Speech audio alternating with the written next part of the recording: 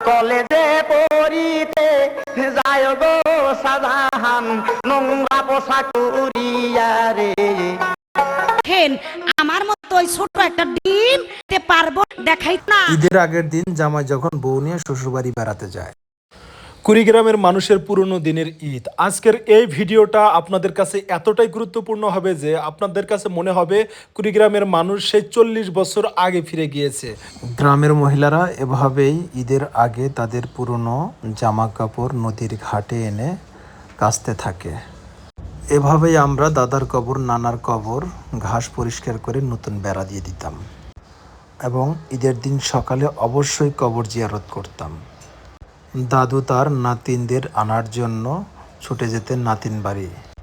ঈদের আনন্দ উপভোগ করতে নাতিনরা হাসতে হাসতে চলে আসতেন নানু বাড়ি। ঘর দুয়ার লেপা পোছা, এটা হচ্ছে কুড়িগ্রামের মানুষের একটা ঐতিহ্য। তারা ঈদের আগে সকল প্রকার লেপা পোছা ক্লিয়ার করে নিতেন। এটা যেন কুড়িগ্রাম মানুষের একটা ঐতিহ্য। ঈদের দিন অতিরিক্ত ঘাস কেটে জড়ো করে রাখতেন গরুকে খাওয়ানোর জন্য, যাতে গরুর খেতে কষ্ট না হয়, গরু যাতে ঈদ উদযাপন করতে পারে। এখনও ধোঁয়াশার মধ্যে আছি। ছোটবেলায় 40 গিটের দুর্বাঘাস কেন খোঁজ করতাম। শেষ রোজার দিন আমরা আকাশের দিকে তাকিয়ে থাকতাম কখন চাঁদ দেখা যায়। কে কার আগে চাঁদ দেখতে পারে এ নিয়ে হৈ হুল্লোড় তৈরি হতো। মেয়েরা হাতে মেহেদি পরতো, খোপায় বেনি বাঁধত, নানান ধরনের ফিতা দিয়ে তারা নিজেকে সুন্দরভাবে সাজিয়ে নিত। হাতে কাচের চুড়ি এবং লাল আলতা যেন তাদের সৌন্দর্য বাড়িয়ে দিত।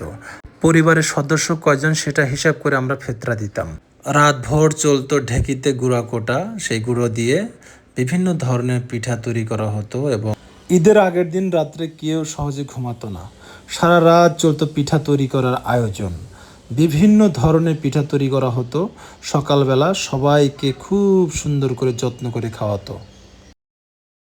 আমরা সবাই মিলে ঈদের নামাজ পড়তে যেতাম এবং ঈদের নামাজ পড়ে সবাই সবার সাথে কোলাকুলি করতাম। অতীতের শত্রুতা থাকলে তারা ইচ্ছাকৃতভাবে কোলাকুলি করে সেই শত্রুতা ভুলে যেত। আহা, এই যে ভ্রাতৃত্ব, এই যে সৌন্দর্য আজ প্রায় বিলুপ্তির পথে। মানুষের মধ্যে মানুষের হানাহানি, মারামারি, কাটাকাটি যেন লেগেই আছে। কেউ কাউকে ক্ষমা করে দিচ্ছে না। আমরা আগের সেই অতীতকে ফিরে পেতে চাই। সবাই শান্তিতে সুখে থাকতে চাই এবং একে অপরের সহযোগিতা নিয়ে সুন্দর একটি জীবন চাই। ঈদের দিন দরিদ্র মানুষগুলোকে আমরা ডেকে ডেকে এনে খাওয়াতাম। স্কুল নেই, দল বেঁধে আমরা যেমন ইচ্ছা তেমন ঘুরে বেড়াতাম। ঈদের দিন পয়সা খেলা, চেরি খেলার হিড়িক পড়ে যেত। কেউ লাভ করত, কেউ ক্ষতি দিত, এর মাঝেই আনন্দ পেতাম। মার্বেল খেলা তো আমাদের খুব জনপ্রিয় একটি খেলা ছিল। ঈদের দিন অন্তত আমরা সবাই মার্বেল কিনতাম এবং ইচ্ছা মতো খেলতাম। আমাদের সবচেয়ে ঐতিহ্যবাহী খাবার যেটা কলার পাতা খাবার, এটা আমরা খেতাম।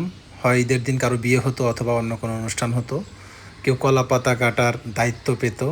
খুবই মজার একটা বিষয় ছিল। ঈদের দিন ঘোড়া খেলার আয়োজন করা হতো বিভিন্ন জায়গায়, স্কুল মাঠে কিংবা কারো জমিতে। এই ঘোড়া খেলা কিন্তু আমাদের ঐতিহ্য বহন করে কুড়িগ্রামের। ভিসিআর দেখতাম, কেউ ভিসিআর ভাড়া করে নিয়ে আসতো বড় ভাইরা, কিন্তু বড় হওয়ার পরে বুঝতাম যে নাইট শো তারা দেখতো, আমাদের কি যেন দেখতে দিত না। এখন বুঝি তারা কি দেখতে দিত না। যাত্রাপালা কুড়িগ্রামের ঐতিহ্য বহন করে। ঈদের দিন রাত্রে অবশ্যই কোনো না কোনো জায়গায় যাত্রা হতো, আমরা দল বেঁধে দেখতে যেতাম। তখন নিজেকে মনে মনে যাত্রার নায়ক ভাবতাম যে হা, যাত্রার নায়ক কত দামি মানুষ। যেখানেই যাত্রাপালা সেখানে জুয়া খেলা হতো। ঈদের পরের দিন সকালবেলায় কেউ কান্না করতো, কেউ হাসতো। জুয়া খেলায় হেরে নাকি কেউ বউ বন্ধক দিত, এটা আমাদের শোনা কথা। তবে জুয়া খেলা বিলুপ্ত হোক, এটা আমরা চাই। প্রিয় কুড়িগ্রামবাসী, যদি আমার ভিডিও আপনাদের কাছে ভালো লেগে থাকে তাহলে অবশ্যই শেয়ার করে পাশে থাকবেন। এটা আমাদের ঐতিহ্য, এটা আমাদের পুরনো স্মৃতি। আমরা কখনোই অতীতকে ভুলি না, এটাই আমাদের গর্ব। সবাই ভালো থাকবেন, সুস্থ থাকবেন। ঈদ মোবারক।